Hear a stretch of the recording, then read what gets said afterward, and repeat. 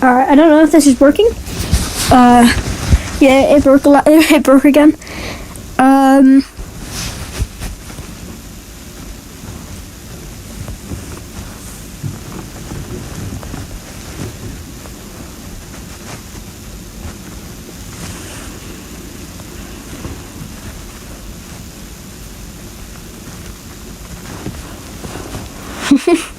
Alright.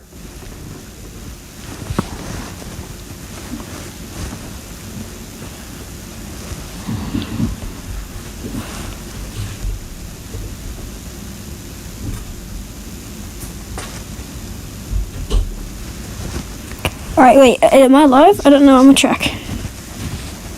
Yeah, I'm alive. Okay, I'm live. Yeah, I'm live. Okay. Got it.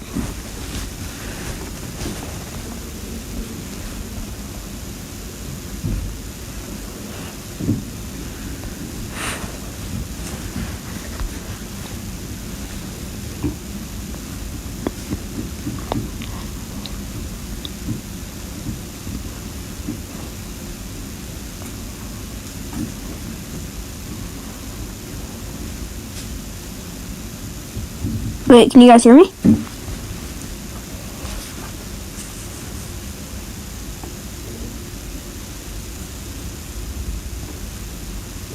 Okay, so basically, it crashed. I don't know why. But what part of the skateboard story did I tell up to?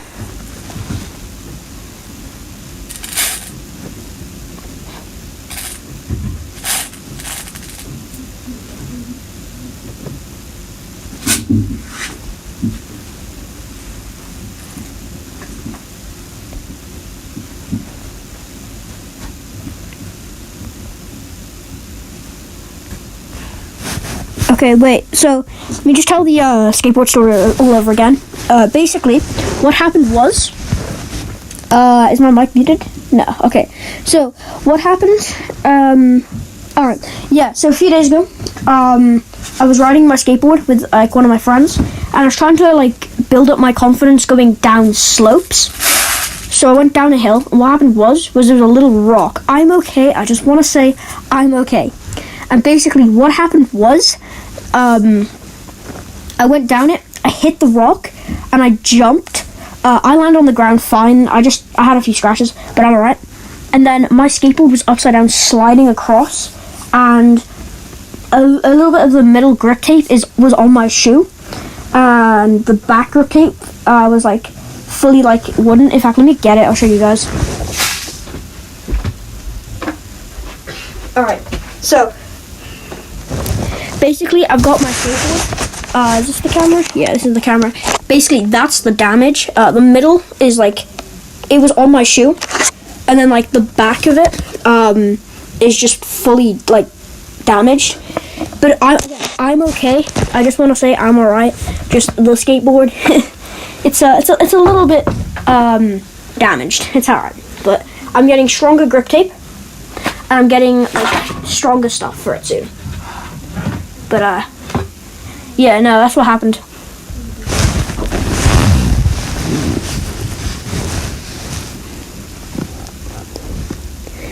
Yeah, I know. I mean, that's how we learn. That's how we learn skateboarding, you know.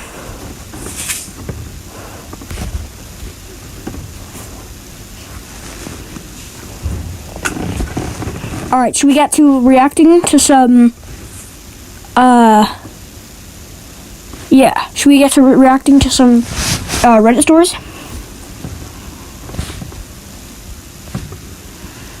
Wait, what should we do, guys? Should we read out Reddit stories and give our opinions? Or should we listen to some Reddit stories? Should we read it out or listen to it? 1 for read out, 2 for listen.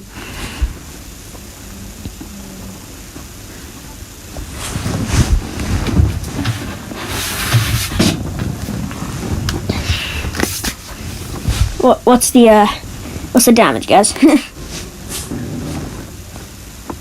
2, listen. All right. Listening isn't gonna be the best idea, probably, but yeah, we could do that. We could do 1 listen, 1 read, because the reading's probably faster. But let's get to listen. Let's find one, shall we?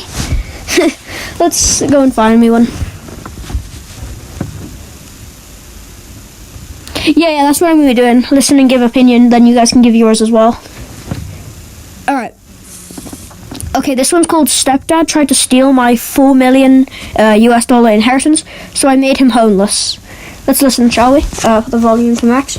Got a little advert going on first, so let's skip that real quick. My parents and grandparents died in a tragic accident, leaving me with my stepdad and my stepbrother. All of the inheritance, over $4 million worth of assets, including a house and stock portfolio, went to me. My stepdad tried to steal it all, so I made him homeless, made him lose his license, and he lost his job. Here's how it happened. Subscribe to Okay, first of all, I'm sorry for this person. Hit the bell to turn on notifications. No one deserves to lose their parents. I'm gonna be honest, no one does. I'm a male who has recently turned 18, but these events took place before my 18th birthday. For a bit of context, my father passed away when I was younger, and my mom remarried several years later. She married a man who already had a son about the same age as me. Let me tell you, my relationship with my stepdad was not the greatest, but I did not say anything. She promised that he was a nice guy, but I was skeptical. I've always been a quiet person who avoids confrontation, so most of the time I hide how I am feeling and I let things slide when I should not. My grandparents were very wealthy as they had made smart investment decisions in their prime. They invested in the stock market and real estate. I later found That's actually very smart. Well done to your grandparents. Honestly, well done, bro. out that their total assets were worth between $4 and $5 million. What? That's crazy. Holy. Not only that, but they also had a beautiful house worth about $1 million as well, not far from where we live. Our family has always been close, and when my stepdad came into our lives, he was very friendly and humble towards them, so they accepted him. He claimed to have a degree in accounting and helped them out with basic things in the beginning, so when my grandparents retired, they hired him to take care of their finances and investments as they trusted him. I did not think it was a good idea to leave him in charge of all the money, but it was not my money. And Wait, can you guys hear this alright? I'm just gonna play it while that happens. Just let me know if you can hear it.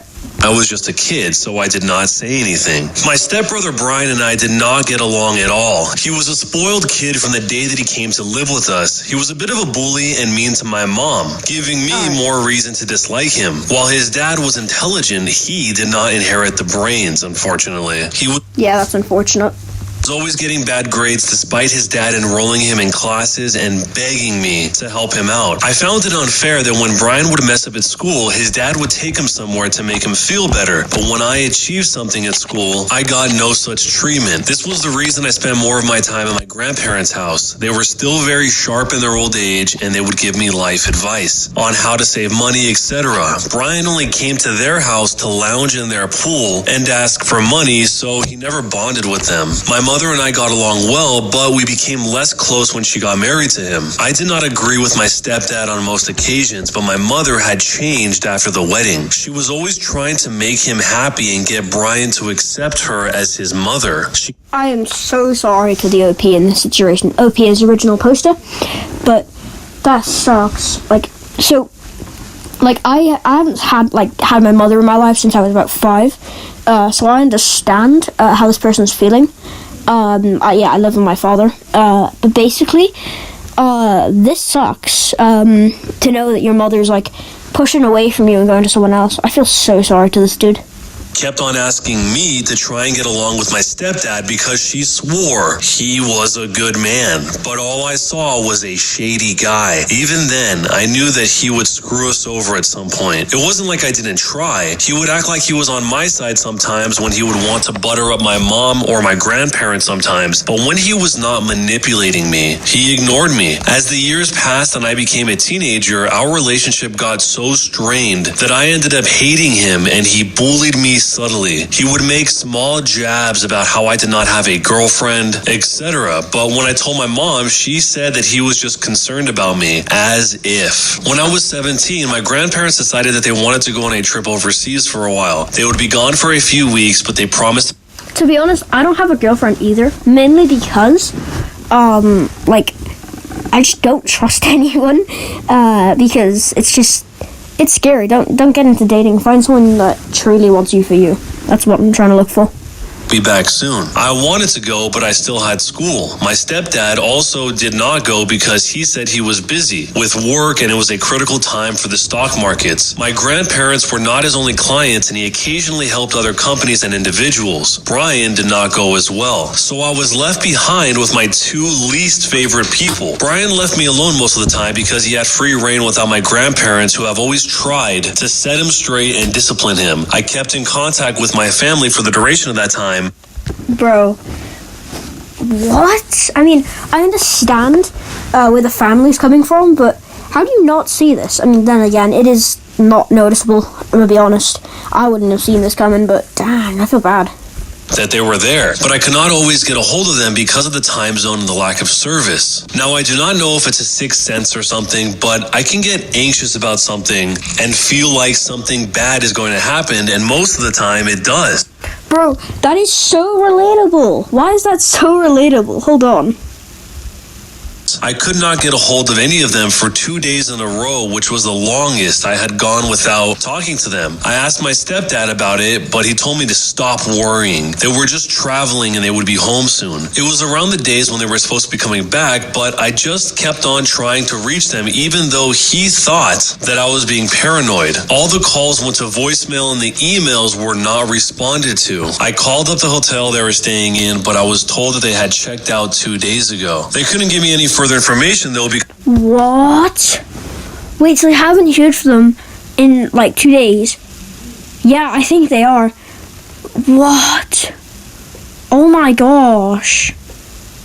This stepdad is horrible. Oh my god. of some privacy policy or something. I knew that there was no way they were still traveling. It did not take longer than a day to fly from where they were. Later that day, while I was in class, I was called to the principal's office. I think this is the announcement that they passed. And my stepdad and Brian were there. I asked what was going on. They informed me that a hospital had just called my stepdad. Unfortunately, due to an accident, my grandparents and my mother passed away. Oh my god, no. No. Oh my gosh, no. Wait, what? Is anyone else thinking of this? What if the stepdad paid someone to cause the accident? There's no way that just randomly, well, it can just randomly happen, but does anyone else just think that maybe the stepdad, like, paid someone to do this so he could inherit? That's crazy, though. There were so many questions in my mind because none of it made sense. I went into a hysterical fit, refusing to accept that my family was now gone. I don't blame him. I don't blame him. I would go into it, like, I would start, like, questioning reality if I was just told, like, my father had just, passed. I don't know what I'd do. I feel sorry for this dude. He's had a rough life. Or she. I don't know. The principal sent me and Brian home after offering his condolences, but I don't remember much of what happened that day. I do remember my stepfather sitting me and Brian down and telling us. So, I remember, it's like 2022. Yeah, 2022, so about 2 years ago, in August. Basically, my nan passed away at that time, 2 years ago.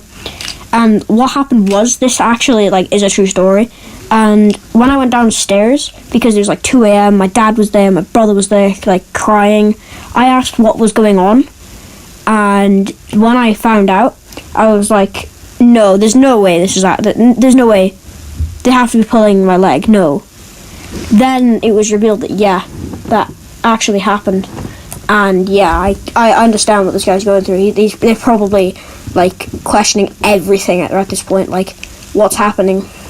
What had happened. It seems that they were on their way to the airport planning to come back, and they collided with a truck and had a car accident. Oh my gosh. A truck? Oh no. Grandparents died on the scene, but my mother was in surgery for a couple of hours before she succumbed to the injuries. It was a massive shock. I don't want to lie. Even now when I think of it, I cannot believe that such a tragedy took place. As anyone would, I wish that I could go back in time and do something. Anything, but there was nothing much to do. I demanded to see them and make sure that it was them because I still believe that there had to be a mistake. My stepfather confirmed that it was them. He had seen them. It was hell waiting for them to be transported back to us. Some extended family members were there to offer support, but I did not know them that well, so it didn't really help. Going through the motions was difficult. I mean, how often does someone have to bury 3 family members? They did get dignified funerals, and I did try to say my goodbyes, even though it was difficult. I got a few weeks from school to grieve, and at that time, I avoided everyone. I did not get why Brian managed to get time off. Oh my gosh, I feel so bad to this person. If anyone's going through that, they should tell someone. I think honestly, I feel so bad for people that have that. I just don't even know what to say.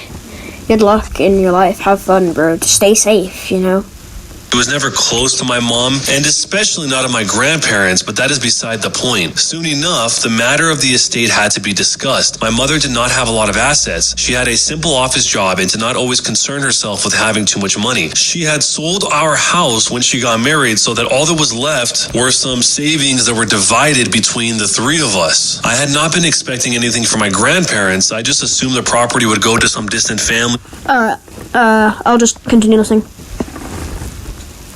Or to some charity organizations, as they were big humanitarians. I was surprised when their lawyers called and me and my stepdad came in. Their estate had been equally divided between my mother and me. However, in the case that one of us was deceased, the other would get 100% of the estate. And if both of us were no more, then it would go to charity. I was told that everything had been left to me, but there was a clause. I had to be 18 years old before everything would be transferred in my name. In the meantime, my legal guardian would safeguard everything. My mother was supposed to be my legal guardian, but since she had passed away, the responsibility fell onto my stepfather. I could tell that when the lawyer said that everything had been left to me, my stepdad was not happy. Already, we did not get along at all. I was also surprised that my grandparents did not leave him anything. They had trusted him with their money after all, but I guess his scheming had been for nothing and blood was thicker than water. After the lawyer had explained everything to me clearly, he left us. It took a while to process everything that had happened over the past couple of days. I was now the owner of the house, and on top of that, I was now several $1 million richer. Oh my gosh. I hope they use that money wisely. But well done. Congratulations on the inheritance. I hope everything goes well in that life. We're about halfway through the video, so let's just replay it. Let's just play it again, back. As I said earlier, my relationship with my stepdad was strained, especially since we had always been fighting in my teenage years, but he started being nice to me. He checked up on me several times a day, asked if I needed to talk about anything, and offered support to me. He also told me not to trust the extended family members because they would try to take advantage of me, but he was going to take care of me. His son tried to be friendly with me as well, acting as if we were suddenly brothers. But I could see right through their acts, and I knew that soon they would reveal what they wanted. During this time, I established relationships with my extended family and kept them updated about my own health. I was about to inherit a lot of money, and I had no idea what to do with it. So I asked some of my uncles for advice, etc., and my stepdad did not like that. I eventually asked him what was up with him not wanting me to have a relationship with my own family. He said that he was taking good care of my money and he would continue to do so if I wanted him to. But I told him that I would no longer require his guidance as my family would help me instead. But he tried to convince me to officially sign everything over to him. That's why they were being nice. They wanted everything for themselves. I hate these families, bro. Well, I don't hate all these families, but it's sad how that happens. Once I turned 18. So, there, he revealed his entire motive. He said that I was too inexperienced with money and would not spend it wisely. Well, that doesn't matter if it's, welcome back, Mr. Black. Sorry, gaming with Heaven. But basically, it doesn't matter if someone's quote-unquote inexperienced with money. If they inherit money, do not try and take it off them. All I'm gonna say. But since he knew more about money, it would be best for him to have everything in his name. How stupid did he think I was? He was the last person I would trust with my money. He even said that it would be best for me so I could focus on college once I graduated high school. As if he ever cared about my education. He had only shown support to his son, who was not bright at all in the past. I told him straight up that I was not going to sign over anything or give him any money. He then claimed that I owed him. Alright. Since I was living in his house, he was paying for everything that I had, and he had taken care of everything when my family had passed on. I had known in the past that he was an opportunistic man, but I never believed he would stoop so low. We had a huge argument over the whole matter. The both of them ganged up on me as usual, trying to guilt trip me and using my mother to manipulate me, but I was hard-headed and I refused to give in. But the problem was that for the next couple of months, there was nothing I could do about getting my stuff because I could not go against the clause. He had everything in his name for the time being, and he was making things difficult for me. One thing I would say about him is that he is so good at playing mind games, I began to feel guilty about how my family died. Things he said about me not being able to handle the money and wasting my grandparents' hard-earned money began to feel like they were going to come true. It was all too much for me to handle, and I did not tell anyone about it. I knew my mother's family meant well, but I barely knew them, and I feared that they would try to use me for money like my stepdad was doing. Home became a toxic environment, but I had nowhere to go. The only time I could catch a breath was when he was at work, but I tried my hardest to be brave, even though he tried everything to convince me, even going as far as to threaten me. That's it was after he had crazy. threatened to, quote, do something to me that I decided I could not stay with him anymore.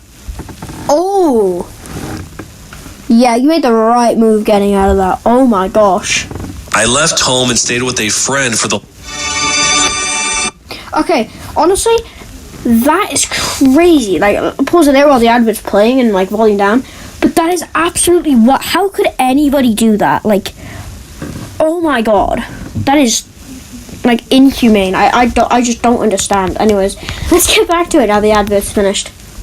Do everything he could to make sure I did not get my money, as I was supposed to. I did not know a lot about the law and what happens in the case of wills, but he had many years of experience dealing with financial matters, so I was a bit scared. But when I turned 18, I called my grandparents' lawyer, who I had informed a few days ago about what was happening with my stepdad. We began the process of transferring the estate to my name, but my stepdad made it very difficult and tried to contest the will. That was when I decided to sue him so that he could get out of the way of me getting my inheritance. I opened a case against him for That is very smart. Well done for that. threatening me to sign everything over to his name after my parents died. His defense was that I was too young to inherit the money and that he had proof that he had been taking care of the estate. But then an investigation was done into the accounts, and it revealed that he had been stealing money from my estate and What? That is actually wild. Hold on. Why was he stealing money? Also, again, I'm still going back to the thought of he paid someone to make the accident a reality and happen. So I'm just pointing out I might be tinfoil hatting this, but I'm just thinking this is what happened.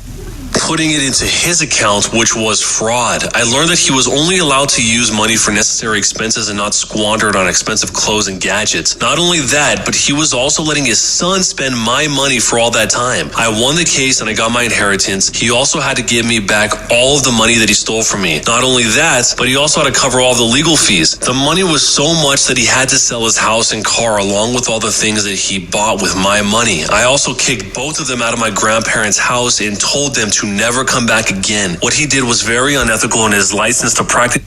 Honestly, I agree. Well done for kicking the toxic people out of the life. Holy moly, that's a crazy one. his financial Sweet karma. services was suspended. He is going to have a disciplinary hearing very soon. So now he has no house, no job, no income, all along with his son. And I have cut off all contact with them so that I could focus on more important things. The last couple of months have Good. Good. been such a whirlwind, and things are only starting to settle down now. So, was I the jerk for completely cutting my stepdad off after he tried to steal my multi-million-dollar inheritance, No, you were not the jerk in that one. even though he was taking care of me this entire time? There was a small window of opportunity where the OP might have actually Alright, there's his reaction. Honestly, I am so glad that this person, had the happy ending he deserved. I'm gonna be honest. He's not the he's not the jerk in the situation. I think his stepfather deserved all that. It's karma for trying to butter up the situation and just take all of it and just run off with multi-million inheritance. That wasn't even his. It's theft pretty much. But honestly, I think that he wasn't the jerk. I think the stepfather got what he deserved. All right. Now we've done that, let's get into my, me reading out a story. So let me just get the mask on and then flip the camera so we can do this better. Welcome everyone to the stream, the 4 people that I can see on the Streamlabs desktop thing. Let's just flip the camera. Oh, okay, it's bright in my room, holy moly. Alright, let's read it out. So, am I the jerk for telling my niece to never come back into my house? So basically, I had 2 pets, a parrot named Lee, it's probably going to be important for later, and a pug named Leo. So one day, my niece, my aunt, and my uncle come to my house. Oh no, it's an apartment, okay. And they start spending all their time at our house because theirs didn't have a TV, and my uncle came back at night every day. So yeah, you can say they spent around 12 hours a day at my house. That's actually quite a long time for just chilling at a house. Especially one that isn't yours. I feel like that shouldn't, be a thing. But anyways, and I had no difficulties. But then my parrot died. He was 1.3 years old, so about, quite very young actually for a parrot, I think. I don't know how long they live, but I think that's young. He didn't really have any kind of disease, so we checked the cameras, and what do we see? My own niece strangled my parrot to death. Oh my gosh. So when we saw that, we asked my niece, and she was smiling full ear-to-ear smile, and my mom did nothing. What? No pet deserves that. What? That's so mean. What? Oh my lord. Holy I agree with you, heaven. Oh my gosh. A few days later, they started coming again, and in the front of my own eyes, my niece was trying to strangle my dog too. Oh my gosh, it's like a serial killer for animals here. So then whenever they came back, I kicked them out. Now tell me, am I the jerk for that? Update, right? There's an update to the story. Now I know this is way too early for an update, but I just got one. My niece has an. Okay, so the niece has a psychological disorder. Now they're in therapy. Okay, the psychological disorder still does not make me accept that mentally. In my mind, that's still not acceptable. Why are you strangling someone? And why did the mother not do anything? Why didn't their parents, I think its niece is female, so why didn't her parents do anything? That's my question. Why are they just yeah, let's use your TV, daughter, go strangle the pets, we're gonna watch some TV, enjoy, right? Why? But I'm glad they're in therapy. I hope the dog's okay, and I hope they have a happy future. But this story is absolutely wild. What are your guys' thoughts on this one? What did I just? Oh my gosh. Okay. Oh my gosh. What an interesting story, but not an interesting story. It's kind of scary. Alright, oh my gosh. It's crazy. I agree. I don't even think that. Oh my gosh. Oh my god.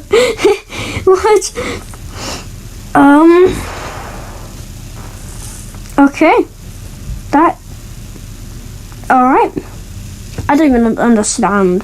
That was just weird. Oh my gosh. Alright, so the next story we're listening to, it's listening, not me reading it.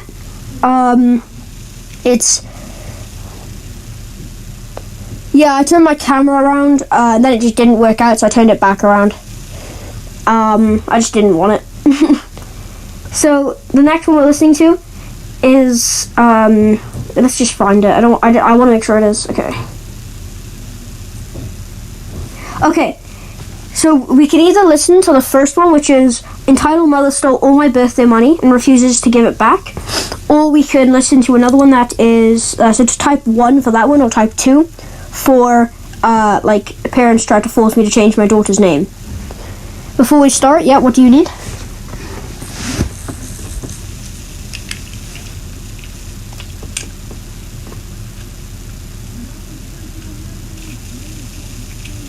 You got good glasses? Thank you.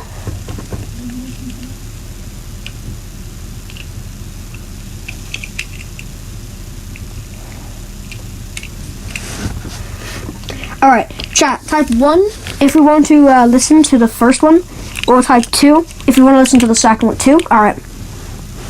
Here it is, guys. Here's number 2. You were reborn. Please allocate your attributes. Alright, that's an advert. What? Alright, let's go.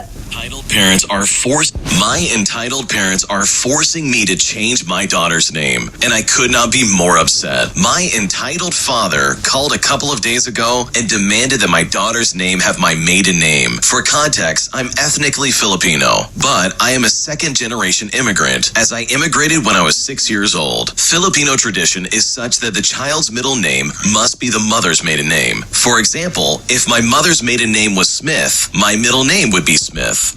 Alright, I'm understanding that now. I am understanding that a little bit, but let's listen on. My daughter had just graduated high school, and my parents received a picture of her diploma. When they looked at the photo, they realized that I did not have their last name or maiden name on it, and they were very upset. Given that me and my husband are culturally American, but ethnically Filipino, my husband being half Filipino, we decided to give her a new name for her middle name and have her hold her father's last name. My entitled father complained and demanded that I change her name. Yeah, I think, like, I don't know how to, like, respond to this one, because I'm not part of the, like the culture, but I do feel like some people should have, like, free reign of their child's names. It's their child, but I don't understand, so I'm obviously not going to respond to this. But if any of you guys are, like, Filipino, do you agree with this or disagree with this? Because, like, you know, they want to, like, start, you know, a new, like, line. I understand that. So, yeah, I don't understand that one entirely. So, let's just listen on. I told them we are Americans and we live in America. Therefore... Okay, so they're no longer in the Filipino culture. Okay, that makes sense. So I feel like they should be able to name their child what they want, I think, you know? Just for...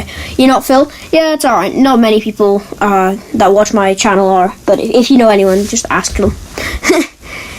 We will use what is culturally appropriate. He told me he does not care about the American way and that I am turning my back on the right way, which according to him is the Filipino way. My daughter is already 18 years old. Alright guys, I'm gonna have to go for dinner. I'll be back now, which sucks because we just peaked at 4. But just talk amongst yourselves on like stories of your own. I will be back though.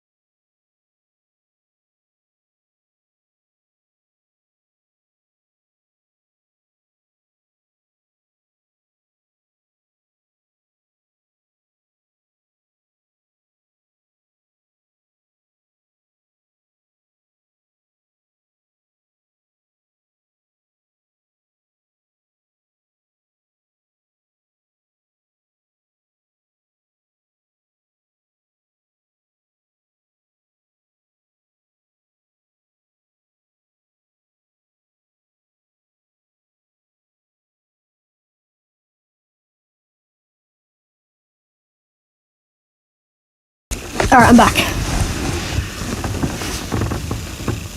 Everybody here?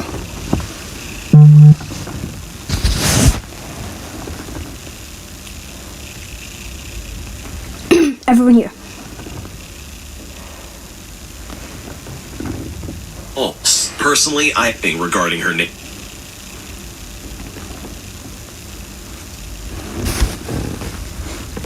Me, he does not care about the American way, and that I am turning my back on the right way, which according to him is the Filipino way. My daughter is already 18 years old. I can't legally do anything regarding her name anymore. I had told him that, but he yelled and demanded that I must get it done. Not my daughter, but me. And I better do it, or else. Personally, I have a myriad of reasons why I don't want my daughter to have my maiden name. A lot of issues including insurance, as well as schooling, and even inheritance could also be on the line if she were to change her name. And even more importantly, she doesn't want a different name. My daughter outright said no, and both my husband and I agree with her. Later that night, she called them and told them, very nicely at that, stating quite plainly to them that she will in no way change her name. The only reason she would is if she gets married in the future. My entitled father threw an absolute fit on the phone, and she just ignored him and hung up. Honestly, if I'm being honest, I don't blame them. If the will is if a will is at like stake, I don't think it's worth like changing a name just to make one person happy. Because if the will, like in the last story, 2 stories ago, if we hear in that one, with the will there, imagine if that person changed their name at the last minute. They wouldn't have got the millions and millions and millions. But I wouldn't, just in case. Just ignored him and hung up. They haven't spoken to me since. I want to talk to my parents again, but if they're going to throw a fit over a name and continuously be upset, especially over a name they knew about. Yeah, I mean, if they knew about the name, they probably, should have told them 18 years ago, if they've recently just turned 18, the child, that, they need to have the, maiden name. I don't think it's fair on anyone that they're telling them now. But I do see their point, and they want to keep the heritage going.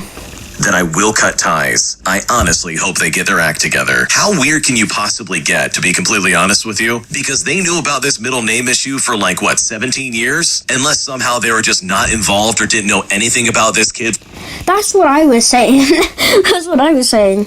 For 17 years? Why are you cherry picking this issue now of all times? No one is beholden to any type of tradition. If you want to break tradition and do your own thing, then by all means do it, in my opinion. The fact that this entitled father is acting so crazy towards this and trying to force this kid to change their name is just really, really stepping over the line, in my opinion. This kid is 18 years old. She can decide what she does and doesn't want to do with her well-being. And if she decides that she's not changing her middle name, well then guess what? There's nothing you can do about it. So good for them for standing up for themselves and for standing by their daughter's decision, because this family does not need this kind of energy in their life. My boyfriend has issues with my male friends, and I'm honestly not sure what to do about it. So I'm a 27-year-old female, and my boyfriend is 28, and he has issues with me having male friends and hanging out with them. I let him know everything about them. I am always happy for him to join me when meeting them, and I am always transparent, reachable all the time I am out. I don't drink, so there's no chance of me doing something silly.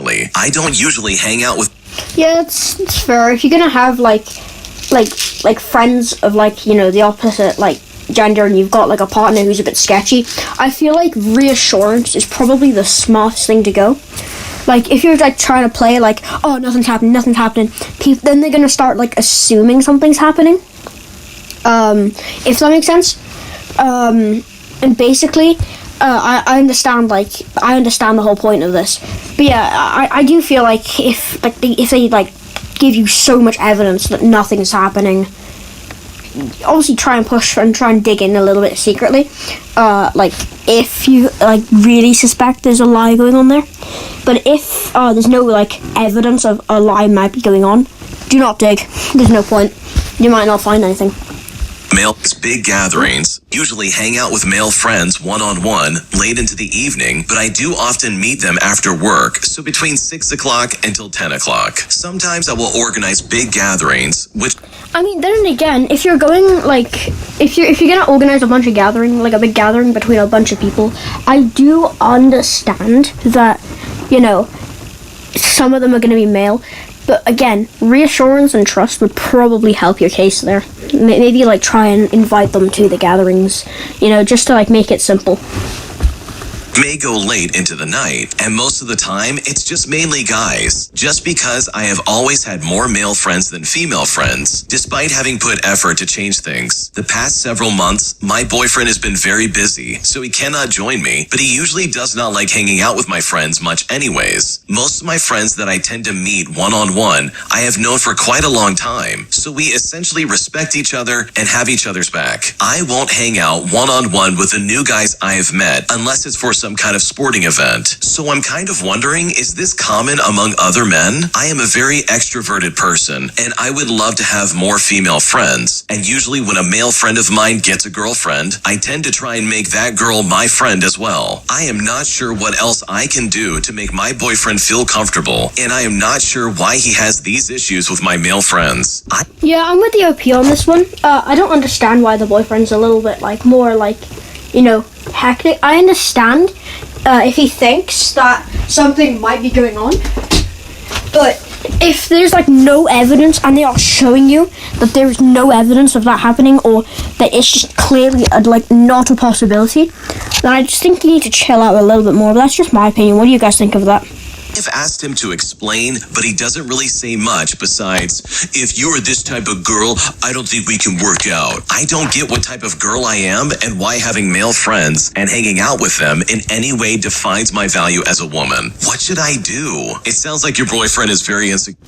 Yeah, I agree with this person, that's reacting to this. It sounds like he's insecure. Maybe try and invite him to every single one of them, and every time that you go out, they go out with you. Do this for a few months, just to make them more calm about it, because then they can observe the behavior in the room and check anything. But yeah, now try and build trust. That's my tip. And he's being very toxic. If he really has such a problem with you spending time with these guy friends, then he would have the common decency of getting to know them and being there with you when you do hang out. From the sounds of it, you've invited him multiple times, but he just hasn't done the things necessary to make himself feel comfortable. In my opinion, I think men and women absolutely can be friends without there being any kind of ulterior motive. It's completely possible, and it is 100% something people do all the time. But for him to assume that, because she's with male friends, that must mean she's cheating on me, is just really toxic on his part. It would be different if these guy friends were openly flirting with you, then I think it would be a problem. Yeah, I do agree with that one. If they were flirting or trying to, get with you while you're with your boyfriend, then I'd understand his problem. But if they're just being friendly, then I don't really see his, I don't really see the problem, I'd understand if they were flirting, but since they're not flirting, I don't see it. I really don't see it in that case. Obviously, and you would definitely need to cut off those relationships. But if these are just normal platonic relationships, then there's nothing wrong with that. And I think your boyfriend needs to put a little bit more effort into trying to understand that, instead of just having this mentality of, she's going around behind my back, when clearly that is not the case. Yeah, it clearly isn't the case, because they're trying to invite you to these events, but you're not going. That is on you, not your girlfriend. I'm gonna be honest. My boyfriend doesn't think he should have to treat me kindly in our relationship.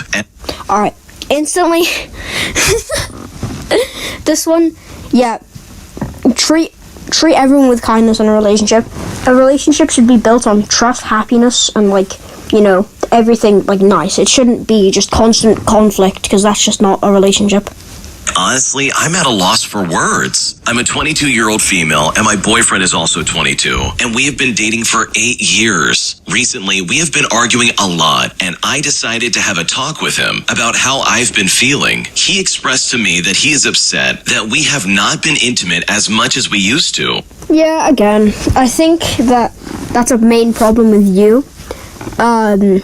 But yeah, if that's the main cause, I think you should probably try and get into some counseling. That would probably help you. All right, let's just skip to the next one because I don't have a good feeling about this one. So, yeah, okay. My family has lost all of their trust in my girlfriend, and I don't know what to do about it. I'm a 33-year-old male, and my girlfriend is 37. We moved to an apartment in her city a couple of months ago after a 3-year long-distance relationship. And ever since then, everything started going downhill. She had to be away from our house for many hours since she had some family problems to solve, and I had to stay by myself for the longest part of the day, as I didn't really make any new friends at the time in this new city yet. I started getting a little bit depressed and homesick, and I felt that she didn't understand me. A few days ago, her dad was diagnosed with a heart condition, and he needed to have open heart surgery. She became very depressed. That's rough. I feel bad for them. Honestly, like, again, I've said it before. I hope, like, anyone that goes through anything tough finds the light at the end of the tunnel and is just happy. I don't know. It's honestly just a scary thought, I'm gonna be honest. Aggressive, and I couldn't have a normal conversation with her. The surgery was scheduled for yesterday, but I had to go back to my city for a couple of days before the surgery, as I had to visit my brother and sister, who came from overseas, which I hadn't seen for months. I went back to the apartment on Saturday just to have her accuse me that I wasn't there for her. She started insulting and cursing me and my family for... Alright, so I think this one is mainly just a situation of bad timing but good motivation, you know? Like, they wanted to see family members that flew overseas but did it the wrong time, and I understand that one. But yeah, I do see her point, and I do see your point. I see both of them. No particular reason, and I asked her to stop, but she wasn't willing to. So as a result, I took some of my stuff and drove back to my family in the middle of the night, just to try and give her some space. About an hour later, she drove to my parents' house as well, and she woke everybody up at 2 a.m. just to make a big scene and to accuse me that I hurt her in some way, which is a complete lie. After she made this scene at 2 a.m, she left. The next day, she texted my mother to... I think she took it too far. I'm gonna be honest, I hate to say it, but I am now not agreeing with this person. I understand their motive was they needed their boyfriend to be there to support them. I understand all that, but going to the house and waking everyone up at 2 a.m, that's brutal. What if someone had a meeting that now a lot of things could happen. There's so many possibilities with just waking everyone up at 2 a.m. by screaming, shouting, accusing. I don't see their point anymore. it's like I see the point. Now I don't see the point, because, you know, again, meetings, it could have had an important, thing that happened that could have got promotion. Now they can't do it. But anyways, back to the story. Apologized to her, and she had also told her about her lie. She apologized to me as well and promised me that she will never have this extreme behavior again. But after this, my parents lost all of their trust to this woman, and they suggested me to never return back to her. My brother and sister also have given me some valid points about staying away from her, such as that she might have some serious issues, and I will be miserable for the rest of my life if I stay with her. Although I believe that most of the things my family said are true, I want to give her a second chance, as I really love her. Yeah, I do think you should give her a second chance, because she had a bad action, but her motivation, was... It kind of, puts it as, they didn't mean to do that. They didn't mean to, disturb anyone else. They just wanted you, not them, just you. And care for her, but I'm afraid that I might lose my family, which I really don't want to do. I'm really heartbroken, and she is too, but I really don't know what to do. If I was in your shoes and my partner just accused me of domestic assault that never happened, I absolutely would break up with her immediately. There is no way on earth I would give that a second chance. See, I agree, and I disagree. I'm gonna be honest. You gotta look at why they did it and what's going on at the time of that, what caused it, So their father has just had a heart problem and is going straight into heart surgery, open heart surgery, and they're stressed. They want you there to because they trust you and they want you there so they can talk to you about anything. They can have the news broken to them with you there so they can, feel reassured and have someone there to talk to. But on the other hand, I do see the point of I wouldn't like give that a second chance because that just shows their true intentions. I do see that to an extent, but again, you gotta look at the motives. It's a bad action ruled with a decent motive, you know, like a reason they did it. But anyways. That is an absolutely unforgivable red flag in my opinion. She should not get away with lying about you in a way that is so detrimental towards your future and your character. Like what she did is absolutely unacceptable. I don't care what's going on in her life. Again, I agree and I disagree. It is unacceptable. It is unacceptable. However, they were confused, they got angry, they got upset. I understand. But again, it is still unacceptable what they did. To come to your house at 2 a.m. and make such false accusations is incredibly crazy and not... Yeah, again, false accusations, that's where I start to like agree with them more of I wouldn't give it a second chance. But again, they were just angry. You gotta understand. If someone secretly just was trying to do that, like say that to make like something happen, then I'd understand getting mad. But since it was a situation of just, you know, they were annoyed because, you know, you said you'd be there for them, you're gone. I understand. But again, it was an unacceptable action. Something you should ever deal with. Your family is 100% right in this situation. If you go back to her after this, you are crazy. Again, I agree with some points, I disagree with others, because again, I wouldn't go back to her, but I would go back to her. That's the thing. If this was me, I would, but wouldn't go back to her, if that makes sense. They were upset, they were angry, because you promised them you'd be there for their father just in case something bad happened with the open heart surgery, and then you disappeared. I understand why they're, like, annoyed. But on the other hand, accusing you of domestic abuse isn't okay. Screaming in your house at 2 a.m. isn't okay, because again, what if someone had a meeting and now they're too tired and they fail and they get either they don't get the promotion they need or they get a demotion. You gotta see the pros and the cons of like your situation.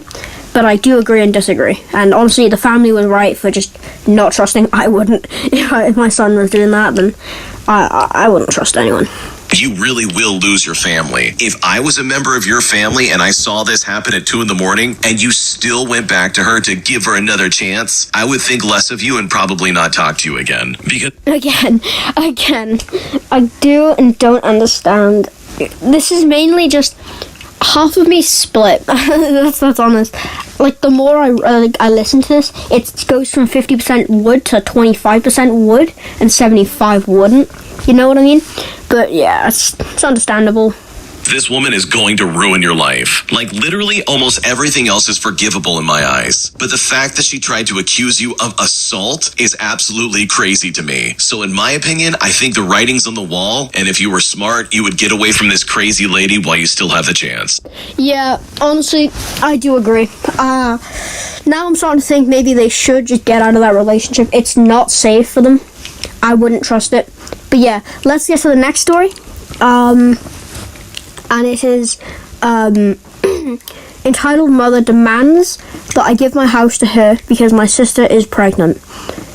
Now, off the title, I do think that the mother's in the wrong, because they didn't buy the house. It's you know, it's OP's house, not theirs, you know? If the OP did that, they would just get instantly kicked out. So my entitled mother demanded I hand over my house to her because my little sister is pregnant and needs it more than I do.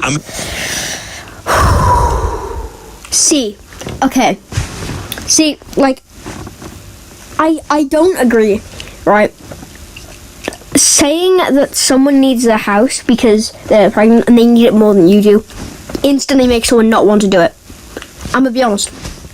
If someone came up to me and said, "Oh, I need your house more because I deserve it more than you, or I need it more than you because of such and such reason," I would instantly be like, close the door, walk away. That's my personal opinion.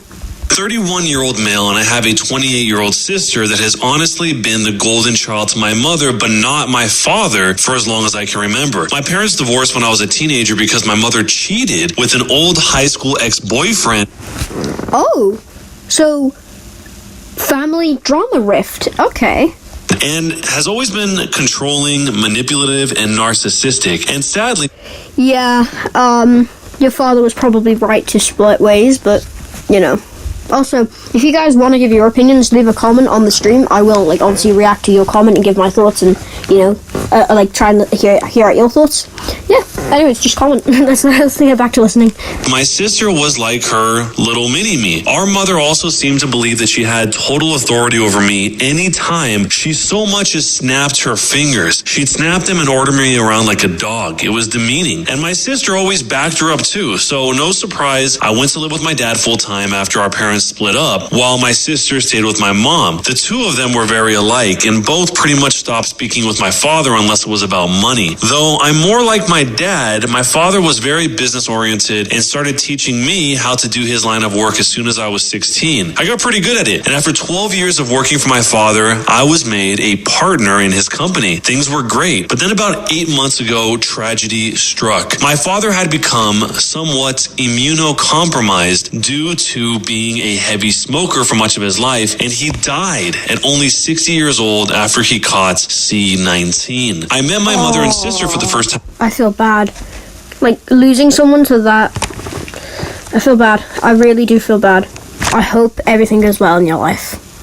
In years after we had a socially distanced funeral for my father over a video call. My father was cremated by his own request and buried in a local cemetery, so there was no body or casket. My sister seemed to grieve, but my mother looked indifferent the entire time, though I honestly was not surprised. The last time she saw my father, she screamed at him that he owed her more money. Yeah, maybe don't obviously let that happen, but yeah. Then threatened to sue him, to which he laughed at her. He paid alimony and child support as long as he was legally mandated to, and no more than that. So, child support lasts for 18 years, for those wondering. Child support is 18. So, if someone is paying child support, it's for the child until they turn 18.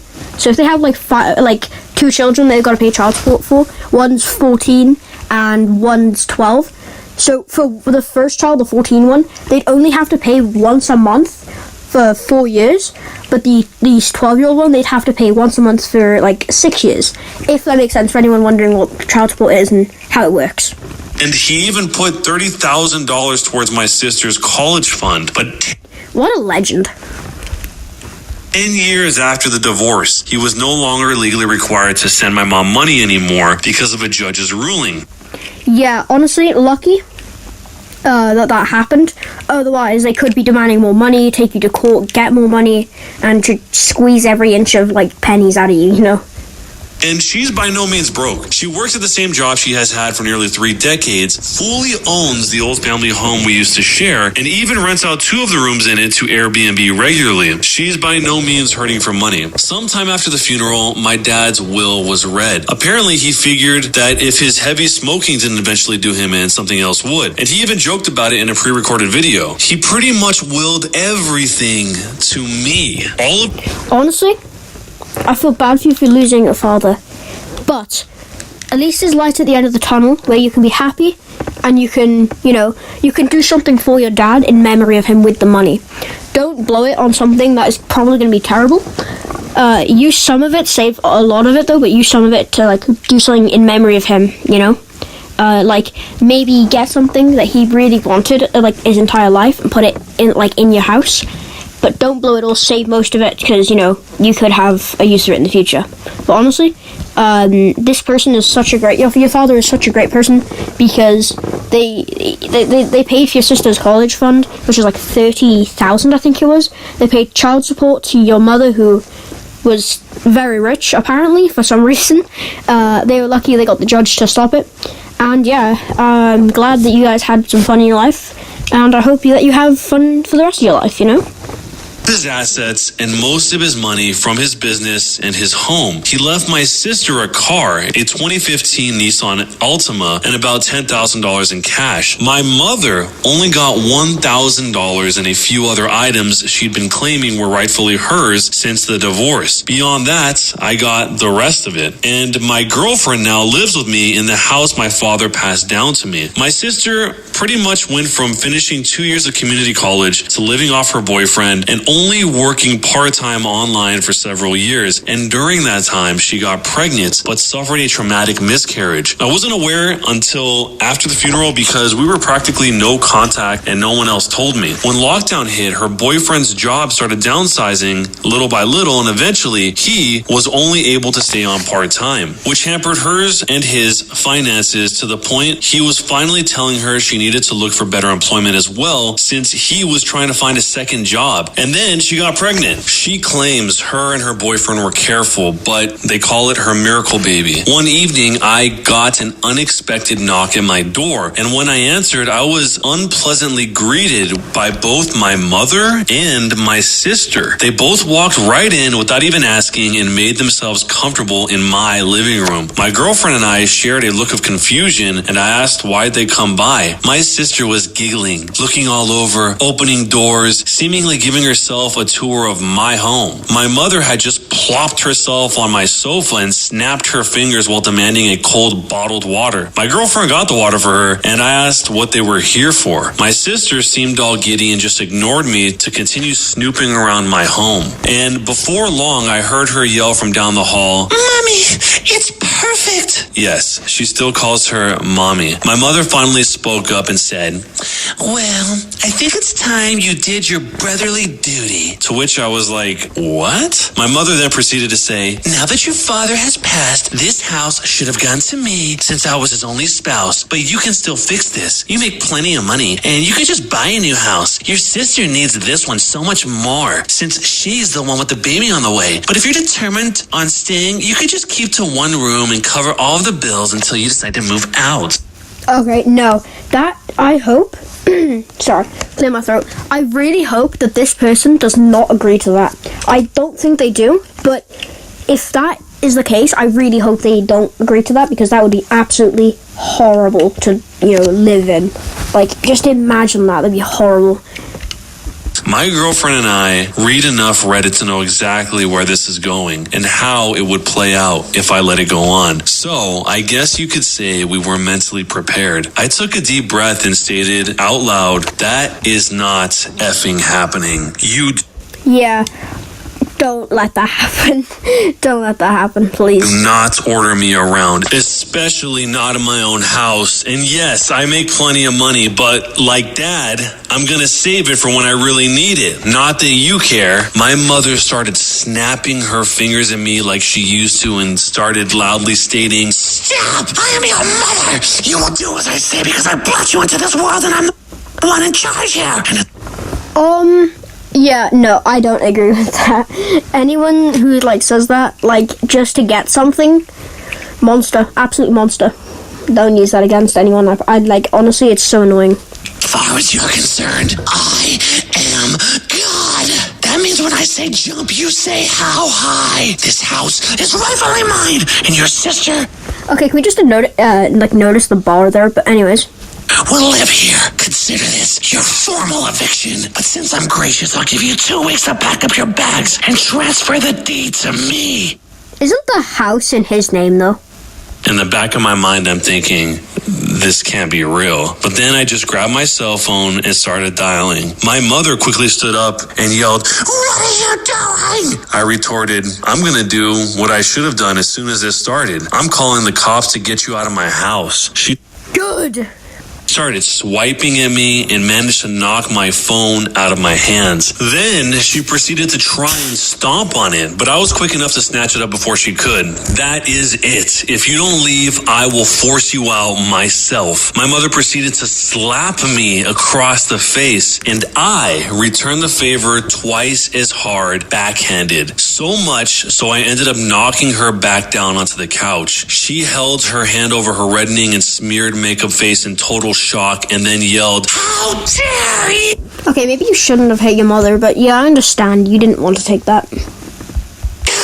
I went back to dialing on my phone and said that if she didn't leave, I would have police come and remove her by force. My sister came barreling in between us, holding her arms out and saying that I should just do the right thing for once in my life.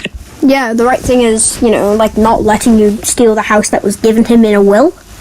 Ever thought of that? And be a good big brother. I snapped and said, "Oh really? I'm a bad sibling? The last I checked, I was the one who had to work for a living since I was a teenager. I had to do all the chores in the house where you just sat on your butt playing video games or talking with your friends all day. And you used to steal my hard-earned money to go out shopping after you spent all of your allowance. You are a complete mooch and a thief. I don't owe you squat. Now both of you get out of here before I decide to dial this last number." Okay, that added a lot more to the table. Why? They owe you, not you owe them. What is happening here? My sister started to tear up, crying like a baby, and said, "Mommy, please make him stop." My mother then began hugging her, kissing her cheeks while giving me a death glare. Then she seemed to think she'd gotten smart and said, "You know, if you do call the police, I could just tell them that you hit me. And who knows, I could maybe say to everyone that you wanted to do a lot worse to a poor pregnant girl in need. I don't think that would be a very good thing for your..." Yeah, so,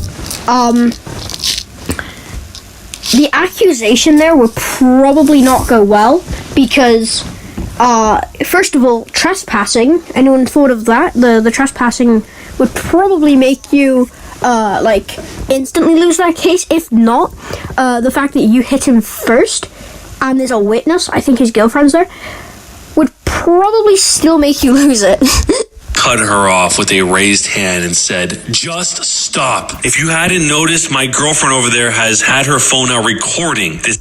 Oh, yeah. So there's video evidence, there's witness evidence, and now there's trespassing to go on top of that. 3 cases. Enjoy that one.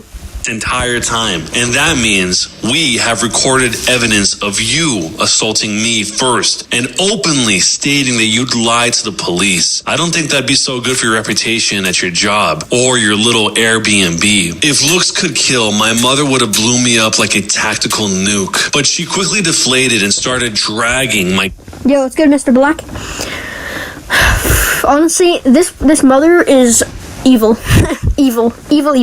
Crying sister out by the arm. My sister was somehow acting like a complete toddler and broke loose of our mother's grip to sit down on my porch step and have a tantrum. I just gave my mother a look and said, "Do you see now? This is the result of the spoiled way you raised her." She glared at me, and then I was treated to a show of my mother trying to drag my sister off my porch steps. But she latched onto the porch handrail and kept saying, "You promised me!"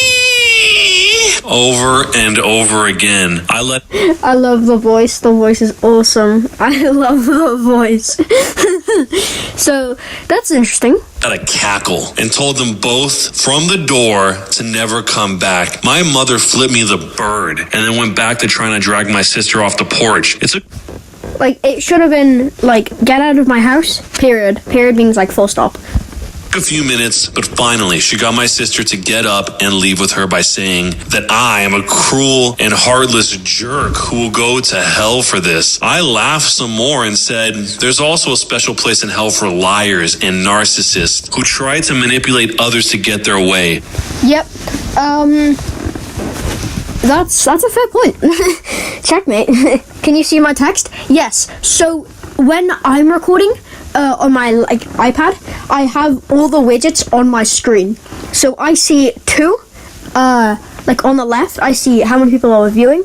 On the top, it's basically what you can see on the stream is what I see, but only I see the name of the stream. I see the time we've been live to the second. I see how many people are also watching. I see how many frames are at and how many kilobits per second it's loading. So I can see your text. Yeah, that's just a little explanation of what I can see. Alright, let's go back to it. My mother clenched her fists and was about to say more when I just held up my smartphone again with a recording and said, "The clock is ticking, Mom. Get off my property." My mother then walked my sister to the car, gave me one last snooty look and drove off. I thought that was the end of it, but letting things go was never something my mother would do. After a few days, I started to get messages from people I know and some relatives online. A lot of them were furious with me, but others just Yeah, so it's clear that the mother had obviously lied. Because no one is, like, looking at that story going, yeah, no, your son's in the wrong. Instead of, nah, you're in the wrong for that. had questions about what was going on. I tried to check my Facebook, but I couldn't see anything they were saying because my sister and my mother both blocked me on their social media. But my girlfriend could still see everything because they kept their profiles set to open. We screenshotted everything and then printed out some of it. Both of their profiles had posts that called me a greedy, heartless jerk. Yeah, so, again, the mother had lied, as I predicted. And, yeah. Who stole the house that was meant to be my sister's inheritance right from under her by paying off the lawyer. The will literally said it goes to him. Who handled Dad's will, which is a complete and utter lie, and they both know it. I called my lawyer, who was also my father's lawyer and trusted family friend, and gave him copies of all the screenshots from Facebook. And I really hope he takes them to court. I'm gonna be honest, I hate saying it. I hate anyone, getting bad, fortune. But I hope he takes the mother to court, as it's completely unacceptable.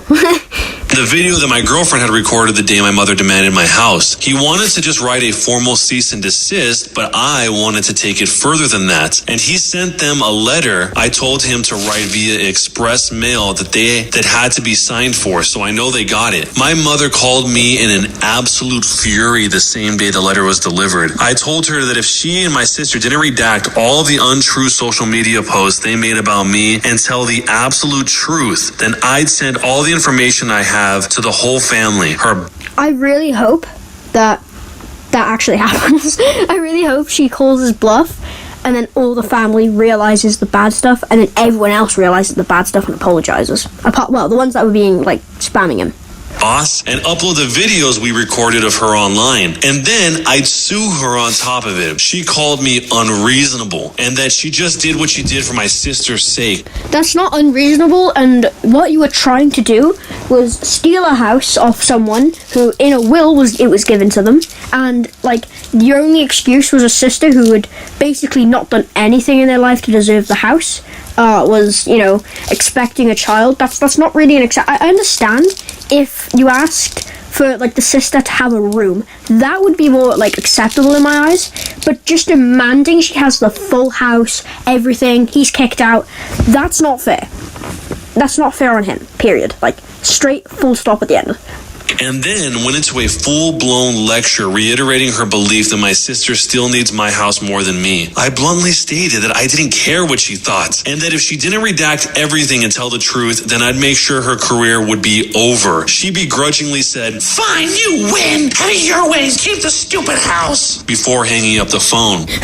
Good, I will. That's what my response would have been.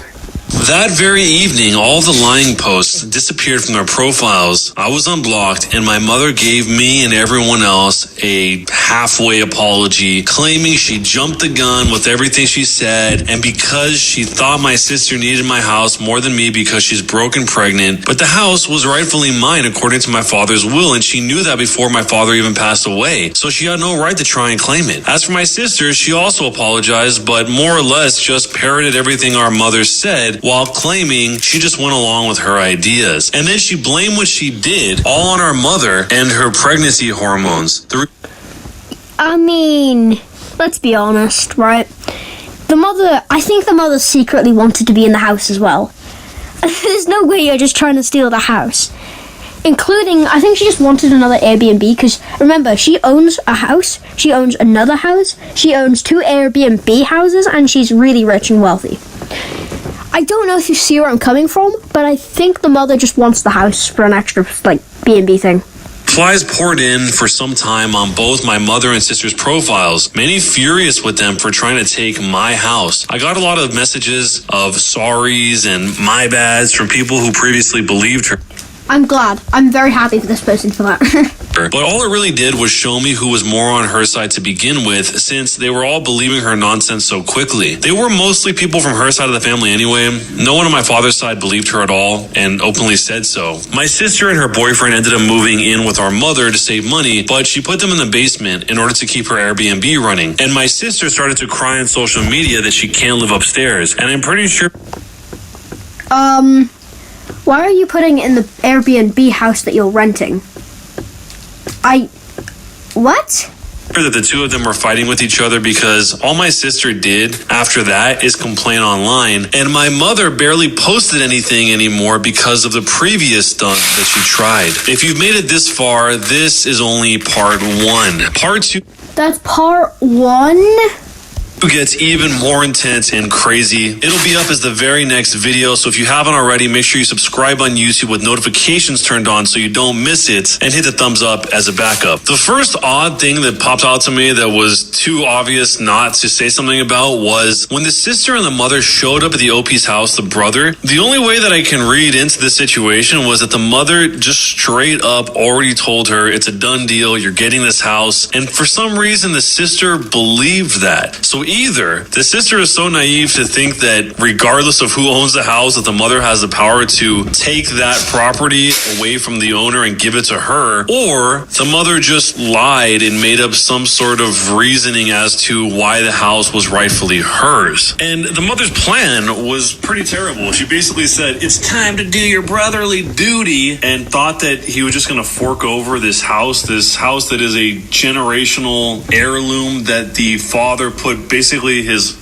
whole life working to build something so he could have this house to pass it on to his son. I could definitely understand being irked by the situation where the daughter just gets the car and the son, the OP, gets everything else. That could definitely be frustrating. I definitely see that, but it doesn't change the reality of who gets what. I mean, there's no way to out logic that situation, which is what they seem like they were trying to do here. And this theme actually pops up a lot in part two. Part two is pretty long, but you see some of that thinking there as well. And with the girlfriend recording this whole situation where they strike each other, I have a feeling that the OP's girlfriend may not have actually been recording at all, but she just yes-anded the situation, just played along improv style, being like, yeah, it was recording the whole time. Because when the mother and the sister showed up, the OP and his girlfriend weren't in some crazy defensive mode, they were just confused. And lastly, by far the weirdest part of this entire thing was that the mother literally says, I am God. That means when I... Popcorn run during school. Yeah, I played a game. It was basically like during my break. So it was fun. Say jump, you say how high. This house is rightfully mine. That is bizarre. To refer to yourself as God in the middle of an argument trying to convince someone to give you something that you think that you rightfully deserve for some reason because you were the last spouse of this person even though you divorced 10 years ago. Anyway, this is a big story. Let me know what you would do in this situation. Jerk or not a jerk, and why. Also, don't forget to subscribe to the YouTube channel with notifications turned on. And if you're into podcasts, follow the podcast on all major podcast platforms. Either way, thanks a lot for watching, guys, and we'll see you next time. Yeah, I'll keep streaming, don't worry. The next story is wife cheated on me with a guy our son's age. Oh my god. My wife cheated on me with a guy that's basically the same age as our son. So I enacted nuclear revenge. I completely ghosted her, vanished from her life like Houdini after 23 years of marriage. But oh my gosh. That's so, like, that sucks. I feel bad for him. I really do feel bad for him. No one deserves that, I'm gonna be honest here. No one deserves to go through that, or, you know, like, what? Alright, what would you guys like to do now? Would you like to, chat? Would you like to listen to more Reddit stories? Would you like me to read out more Reddit stories? What we doing?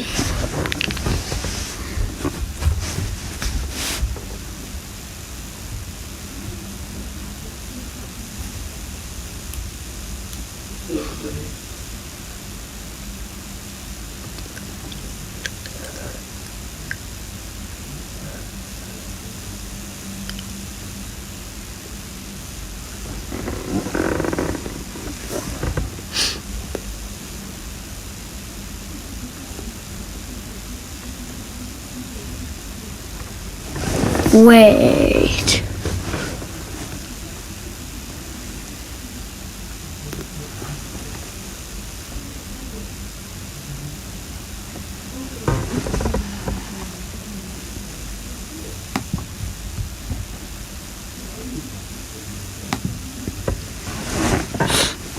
Alright, let's see.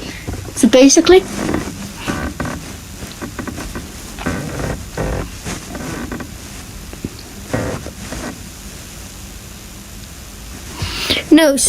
the game is it's a Google game. You can play it on the web or in school. All it is just like you and 59 other players just 1v1 and survive all the rounds to win. Basically, that's all you gotta do. It's really fun. Honestly, I recommend giving it a try. Yeah. Alright, the next story, we're gonna read it. It's called Am I the Jerk for Knocking Out My Sister? This one sounds interesting. I don't understand, but yes. Let's read it, shall we? This is a long story, holy. Okay. So, alright, this is a throwaway account because I don't need this on my main account, but basically, this story is from around 11 months ago. For your information, the reason this dog was outside was because I was making steak on the patio and I thought it would be a good time to let my dog out. That's understandable. So a dog comes into play on this. Okay. I, 16-year-old female, found out that my dog died when it was hit by a car. This happened in Canada, and it was November, so it was quite chilly outside. Yeah, it's not even November here, and it's really cold. I'm assuming that what happened was my husky followed my sister's 17-year-old female car onto a highway. So the sister's car on the highway. This has never happened before, but it happened just after my sister left. Anyways, after my sister left, a friend of mine came to my house and said, "Is your dog at home? Because we just saw a dead husky on the highway that looks just like yours." I freaked out. My other friend was already at my house. We were hanging out and we were going to eat supper right away. Not super. Don't mind that. But me and my friend, 18, drove to the highway immediately and saw my dog dead on the lane. Oh, that sucks. That you can use to turn off the highway. My dog was right under the streetlight, and it's right about where you almost stop on the highway to turn. Anyway, the people who hit the dog annoyed me and said we needed you to stay. They called the RCMP. I don't know what that is. If anyone knows what that is, please let me know. I wait there for the RCMP to arrive and call my sister, telling her what happened. The RCMP arrived. The officer was really nice, and her voice was shaky, but she apologized like a million times. And we had just given some info to the officer. I don't know if they, had that. Worry to remind you about this, but didn't your dog die in 2021? I didn't have a dog. It was my cat. Yeah.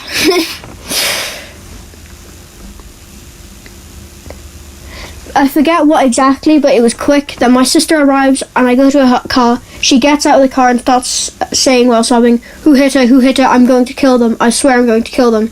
Now, I didn't want the officer to hear this, so out of instinct, I quickly punched her in the face, not knowing how seriously I had to take this. Wow, this is crazy. I didn't expect to knock her out, but I did. She was in the driver's seat. She came with a guy. Obviously, he wouldn't let her drive, knowing her dog just died. Anyway, she is knocked out for a few seconds and wakes up, and she just starts sobbing again. I felt really bad and didn't know what to do. Eventually, my older brother, 25, came and picked up the dog and put her in the back seat. We went and buried her eventually. My sister calmed down and we went to bed. We both feel kind of guilty because I was the one who let her out, but she followed my sister's car and she didn't notice. So basically, a little bit before, they were cooking steak on the barbecue and they let the dog out, in the garden to run around, but they followed the sister's car, and that's when it happened, I think. Okay. Anyways, but she follows my sister's car and she didn't notice. I'm assuming what happened was my dog couldn't keep up with the car, but kept trying to follow, and when my dog got hit, it was too far for my sisters to notice. I shouldn't say I know for sure she was following her, but she would make no other reason to leave our home. she never does that, and it wouldn't make sense to just leave. Anyways, am I the jerk? My sister still talks about it to this day and uses it sometimes to guilt trip me. I figured I would ask. Honestly, I'm so sorry if you're a loss. Losing a pet can really suck. I'm so glad I managed to get a cat that looks exactly like my old cat, Chili. I love Chili. And yeah, so it's great. But I honestly don't think, I do think you were the jerk for punching, but I don't think you were the jerk for, letting your dog out. Basically, your intention was let the dog out for some fresh air, because dogs need fresh air. A lot of people don't understand it, but yeah, dogs do need fresh air. They're like humans. So you let your dog out for some fresh air while you were cooking some steak, so it was under supervision. They don't usually leave the house, so it's a shock when you find, your dog miles away from your house like that. So I think they did follow the car, but I don't think you're the jerk. To some extent, I do think you shouldn't have punched your sister. I'm just being honest there. Maybe that wasn't the right move, but I hope you can move forward from this incident, and I hope nothing. I really hope that you're okay. I really hope that everything is okay.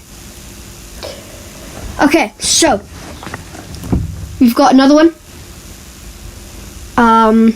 and it's called Am I the Jerk for Not Reacting When My Parents Died? Okay, from first up, this sounds like you're the jerk. However, the only thing I can see you're not being the jerk here is if, and that's only if, it was a bad parent-son life, they abused you and that stuff. That's the only reason I can think of it. Otherwise, yeah, you're the jerk. Alright, let's read it, and let's see. Okay, this is a long one. Okay, let me just clear my throat for this one. Alright, let's go. Am I the jerk for not reacting when my parents died? I, 15M, was tremendously tormented by my father, 40M. Though he died when I was 33 or when I was 8. What? Okay, anyways, you see, even from my earliest memories, my father was screaming. Just screaming at the top of his lungs at my mom, to the point... Oh, it's not parents, it's parent. Okay, anyways. To the point where I was 4 and losing sleep from the constant yelling. I would have to go to my nearly disabled grandma just to refill my sippy cup. And because of the constant yelling, my mother couldn't wake up in the morning, so my sister would have to help me. She was only 6. Oh, whoa. My mum tried to leave multiple times, but we'd always end up back at Dad's, and I hated it. And for the longest time, hated my mother for making us go back. Now, however, I know how much leaving someone is hard, even if they're hurting you. It's like leaving an addiction, but you love them. Okay, interesting. So, I've since forgiven her. My mum was sick of the constant mental abuse and told my dad, if you make us leave this time, we're never coming back. My father proposed to my mom, but the next day she decided she didn't want us anymore, and for us not to get, for us to get out of the house. My mum was a stay-at-home mom and didn't have any money, so she picked up a job where she worked 12 hours every day while all of us lived with her sister, my aunt. My father decided he needed my mother and to give him a second chance, and how he changed and how he was nothing without her. My mom saw through his lies real quick, seeing how he'd used this trick before, so she finally shut him down, ending that chapter. When I was 6, my dad couldn't be stopped. So comes in my first actual traumatic moment. My mom and dad weren't married, so I can't speak. Oh my gosh. Oh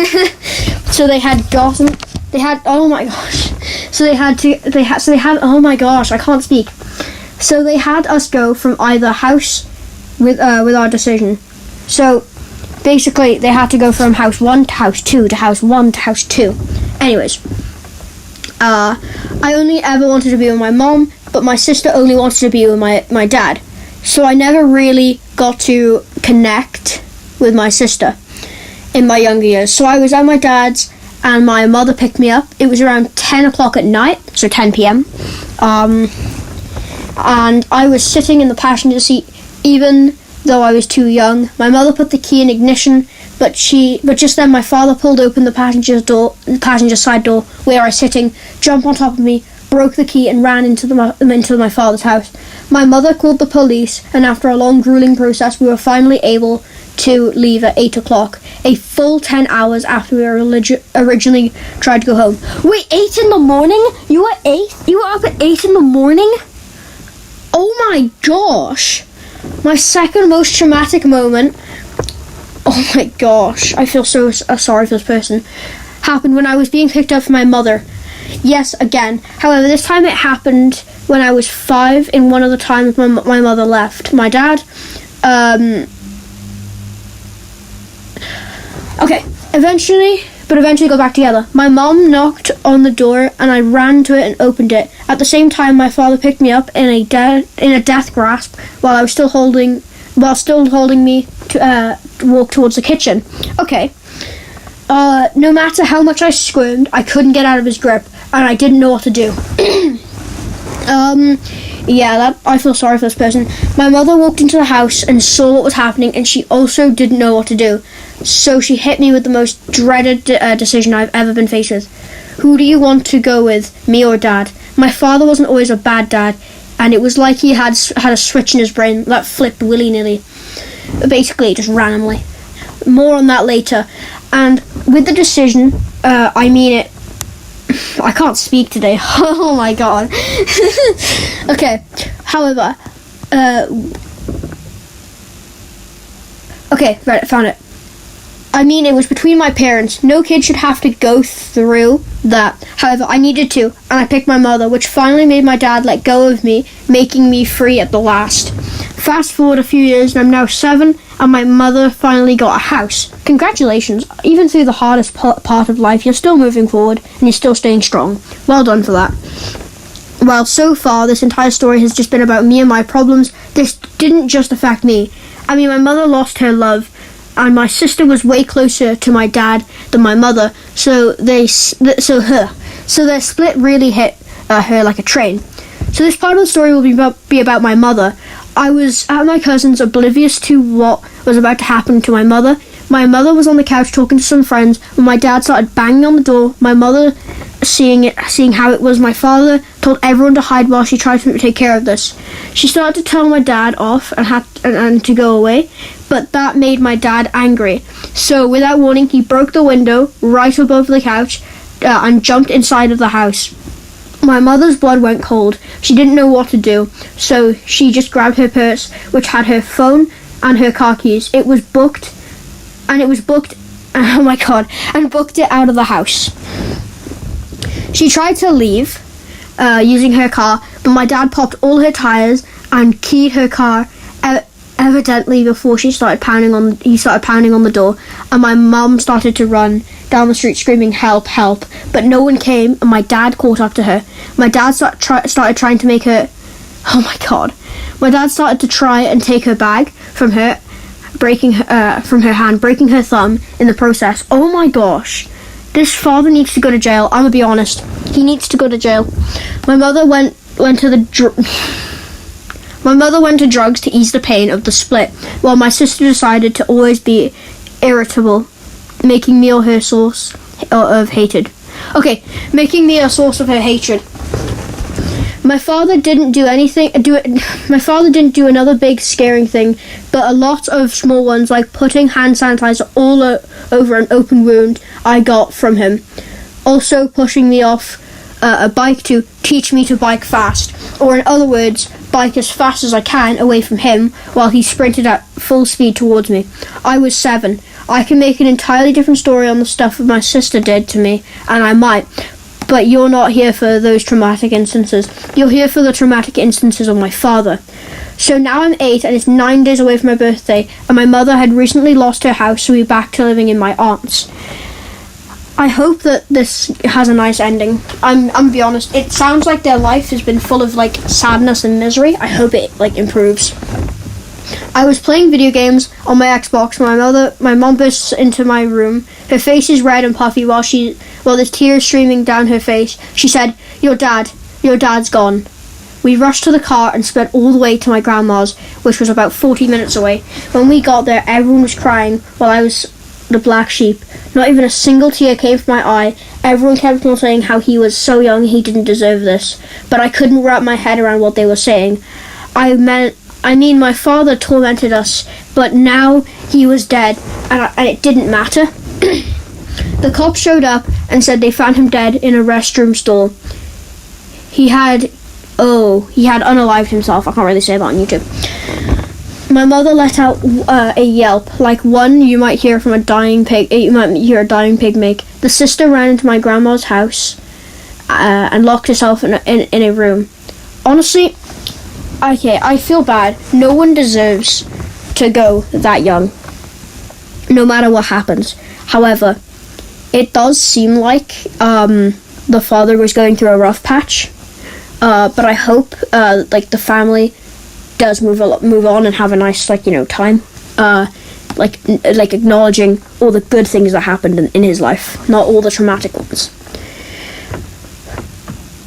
Whilst I didn't do anything, I didn't breathe, blink, or think. I mean, I didn't know what to think. On one hand, he's caused me immense trauma that I'm going to therapy for, whilst on the other hand, he was still my father, and sometimes he was a good one, like I said before. I now know why my dad had that switch in his head. It turns out my dad was a schizophrenic with bipolar disorder. Okay, so there's a medical reason for this. And my mother tried so many times to get him to take his pills, but he didn't. So technically he was still choosing to do that to us by not taking his meds, but I don't know. I mean, does him having those mental disorders really excuse all his actions? This is why I'm so confused. Am I truly the jerk for hating someone who couldn't control it even though he chose not to take his meds? I just don't know what to think, and it doesn't help how I didn't shed a single tear when my father died. I really need your guys' opinion, and am I truly a jerk, or am I just a teen who hates his father from the trauma he had put on him? Please, your comments are needed. So, let's look at everything that happened, right? So, from a young age, this person had traumatic experiences that probably weren't the best idea. I'm going to just be honest. So, you had the instances of putting sanitizer on wounds that were given by the father on the child, which, I think if that happened in, I think this is, this person's older now, but I think if this happened, from a few years ago, I think that would have been child, abuse. So I think the father would have gone to prison for it. Correct me if I'm wrong. And then there's obviously another fact of that there's what's it called? There was the bike incident where they were pushed off the bike. Now that is another key thing. Some would say it was trying to teach. It was a good lesson, but I do think that's not how you go about it. I do biking to get to school, obviously, and I do go really fast, but I learned it over time by trying to push myself, not by someone chasing me. But I do think that, they should try and remember the good things that happened with their, father, and, after his passing. I think they should have, go to the funeral and remember all the good things that happened. But yeah. Alright, guys, so I don't know. I think, what's the time? Alright, it's half 7 p.m. Alright, I think I might end the stream, but I also don't want to end the stream, if that makes sense. Wait, can I change to something? Streaming settings, video settings.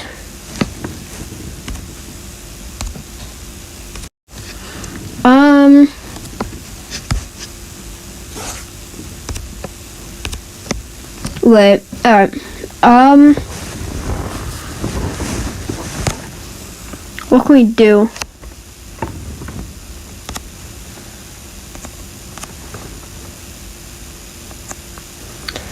Okay, let's add a lit box, I think.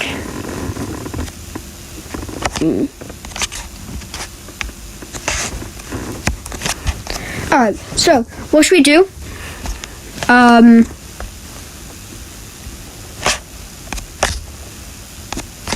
want your guys' opinion. What should we do?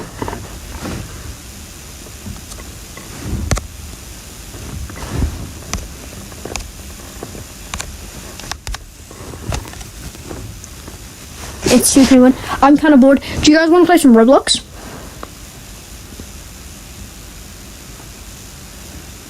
We could play some Roblox.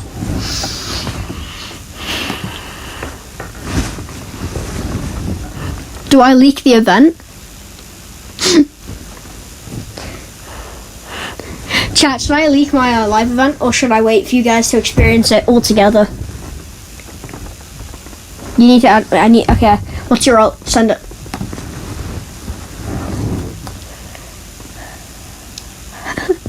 I think I don't want to leak the event. I think I'm gonna let you guys all experience it at the same time. So basically, the event is gonna be up for the full, like, all of, like, November 2nd. Then November 3rd. That's when we're gonna kick into the new map. I think that's when it's gonna happen.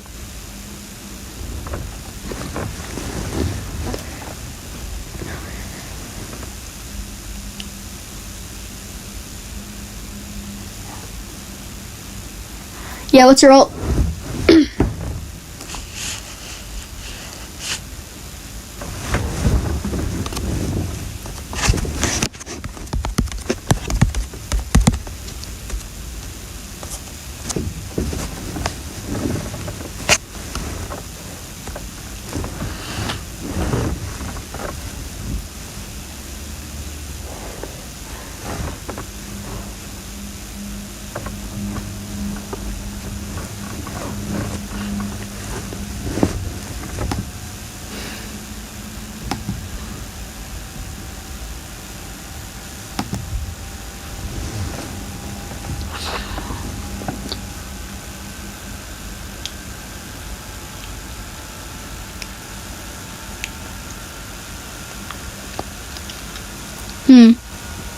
Alright. That's strange.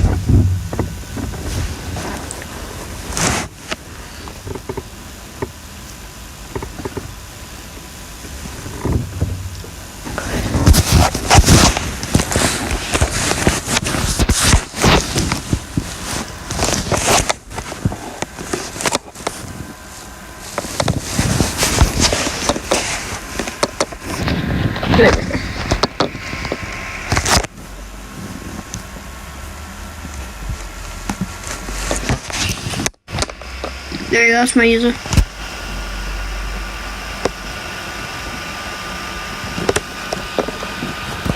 Playing on a MacBook is wild.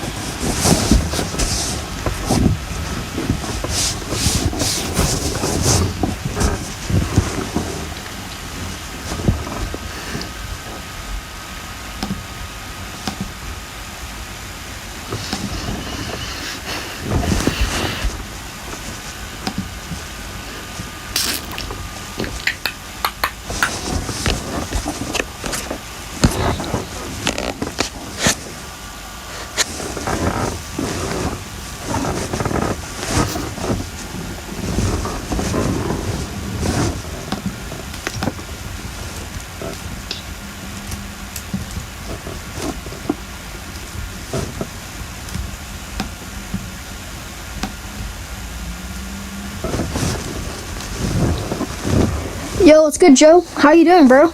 Glad to see you're back. We reacted to some like Reddit stories and stuff. Glad to see you're back, bro. I'm alright. So glad to hear.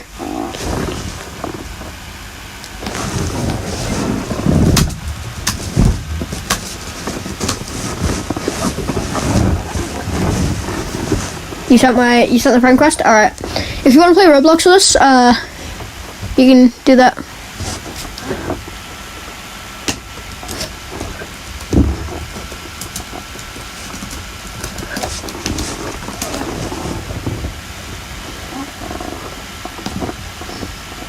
Heavy Piggy 2016 alt. Alright.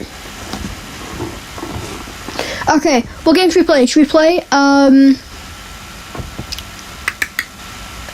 we could play, wow. Why don't we play my new game, Iron Person Flight Test? Or do you guys want to play the new game? The new map? Do you guys want to see do you want to see the new map on the Underground Bunker series?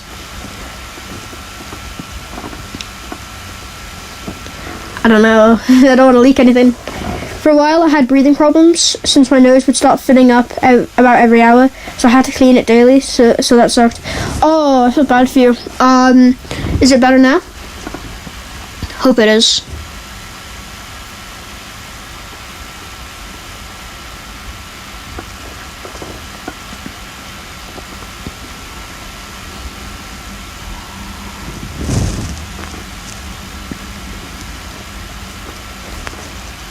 Good. I'm happy that you're feeling better.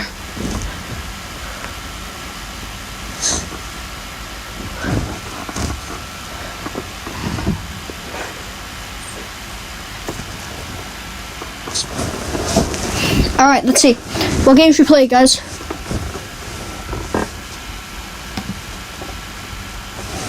We could play Retail Tycoon 2. We could play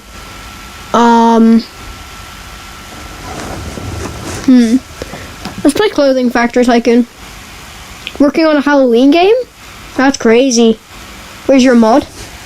You want mod? Okay, I'll give you mod.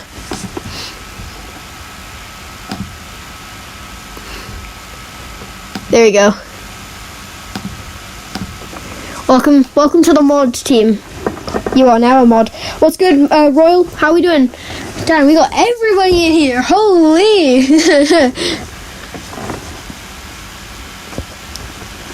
Alright guys, we're going to be playing some Roblox. If you do want to play, we're going to be playing Clothing Line Simulator. I don't know. Clothing Store Simulator. I don't know. Or Tycoon. Oh my gosh, I'm so glad everyone's here. Holy. Dang, you don't know your phone? It's alright. All that matters is we're here. We're all able to chat. So, for anyone that's new, will come back after a while because I haven't streamed in a while. I'm currently streaming off my iPad because my laptop cannot run Streamlabs anymore because it's a MacBook Pro. It's like older than me. You still remember my face? Oh no! Don't talk about that accidental face reveal. Don't talk about the accidental face reveal. Holy, that was like a few months ago. Oh my god. Don't talk about it. You still remember? I'm never living that one down. So, for those that were there for that one, I guess you could have the early face reveal video. I don't know, should I do it for Christmas? Should I make my Christmas gift to all you guys?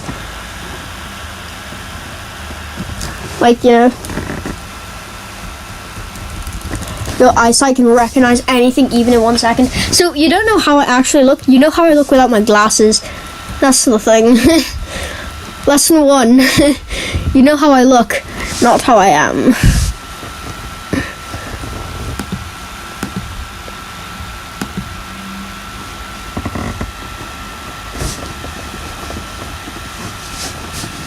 You got glasses? Nice. Alright, is anyone joining the game? Or is it full?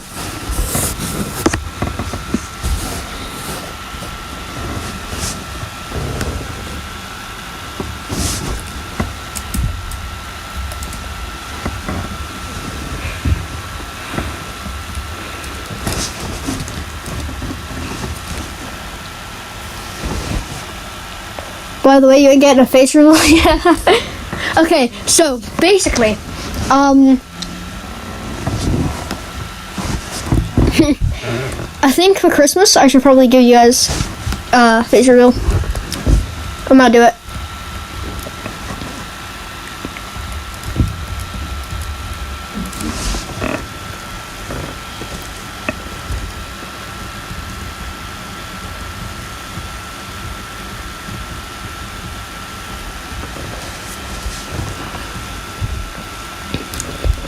Alright chat, so what are we all playing the game? We all not playing the game? What are we doing? Would we like to switch games?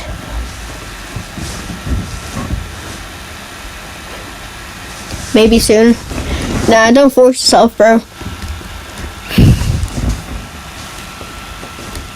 Only do a face reveal if you feel comfortable.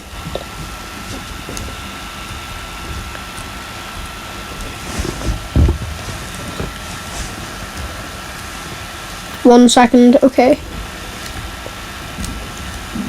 You guys excited for Modmus? The event I'm hosting?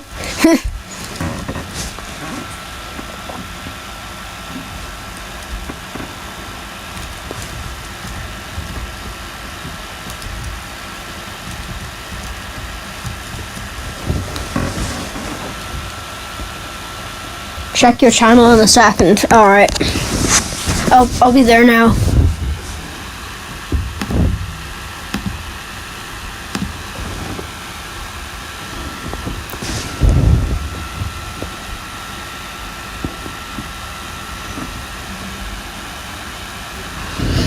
I'm just so glad we got everyone back.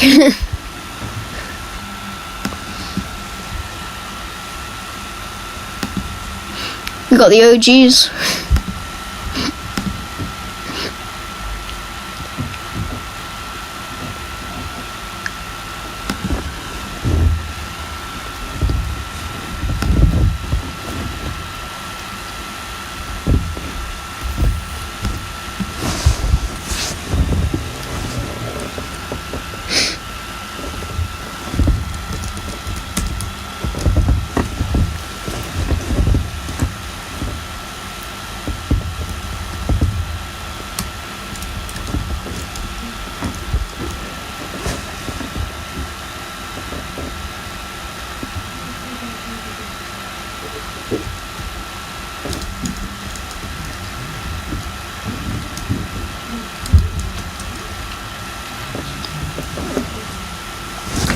What's your video? Alright, I'm going. Refresh.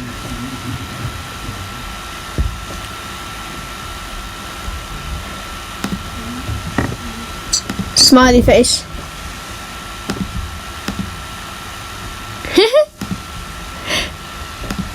Face reveal. W's.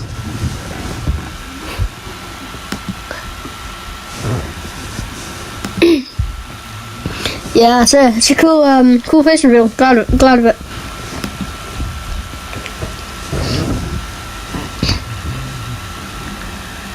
I'm glad that hopefully I inspire you.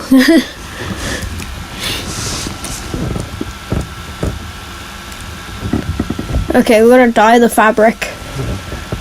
Okay.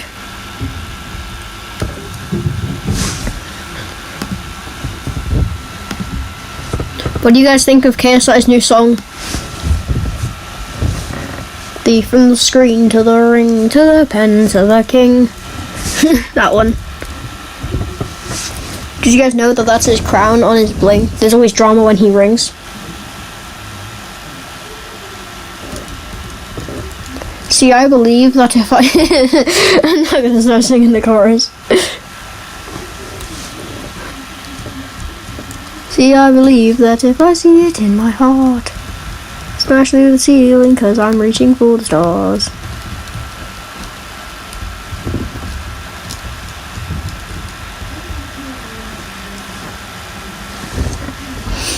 Three people in the streams.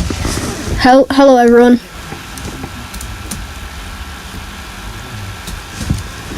Alright.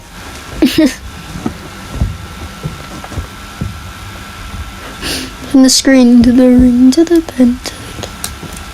Alright, so here's what's gonna happen.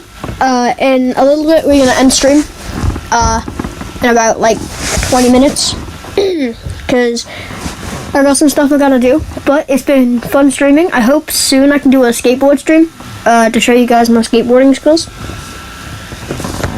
But yeah.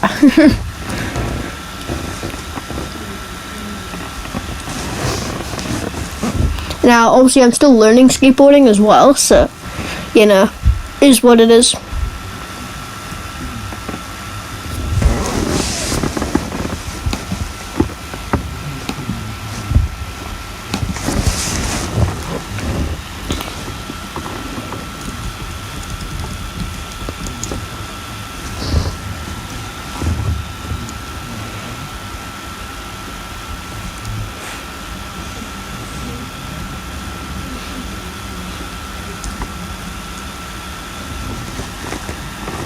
Alright, so, might even end the stream earlier. I don't know what to do. Should we listen to one more Reddit story or read out one more Reddit story? I think we should.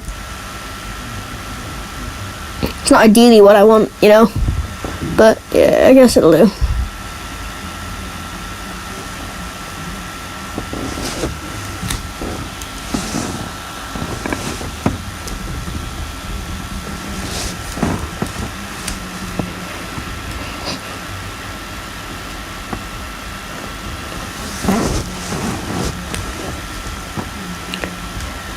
Also, for those that ask to play like video games, if I don't play, mainly it's because that time zones are completely different where I am.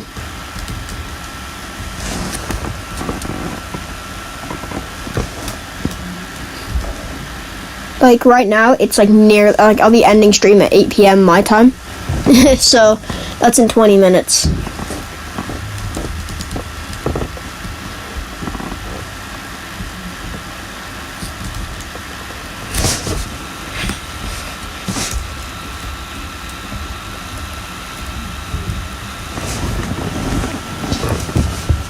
In fact, I'm probably going to end the stream in a minute. I don't know what to do. Thanks so much for watching, guys. Make sure you like, subscribe. And hopefully I'll see you all in the next one. So peace, guys.